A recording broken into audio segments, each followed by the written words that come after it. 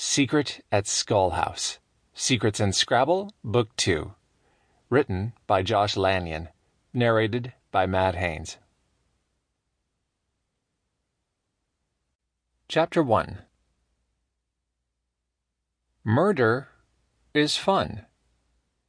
At least, a lot of otherwise nice, normal people seemed to think so.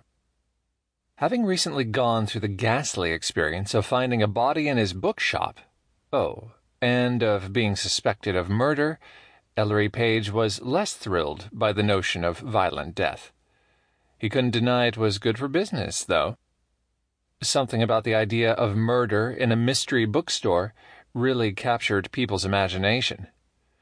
True, a third of the tourists wandering into the Crow's Nest this beautiful sunny June morning were there specifically to see where it happened.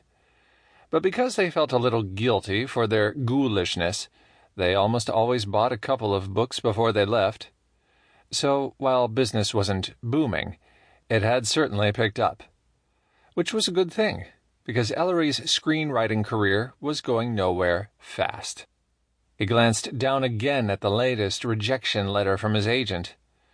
The worst part was, while the rejection stung, rejection always stings even when you are getting rejected by people you would reject, he just couldn't get too worked up about it. Not on such a beautiful day. And it was a beautiful day.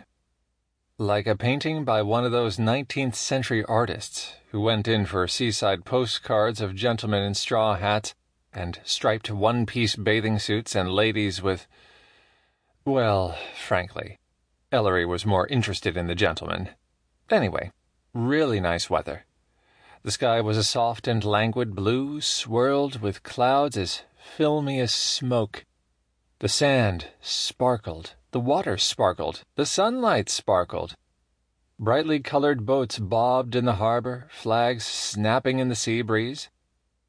The only thing that could have made it better was if it had been Saturday rather than Monday.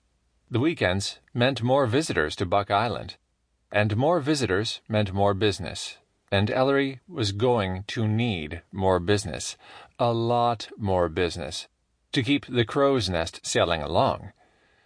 Seeing that Ronnie had no interest in pitching night chess to anyone, the scenes are void of meaningful or compelling conflict. What did that even mean? Well, okay, Ellery knew what it meant, but he didn't like conflict. Not in his movies, and not in real life. Sample complete. Ready to continue?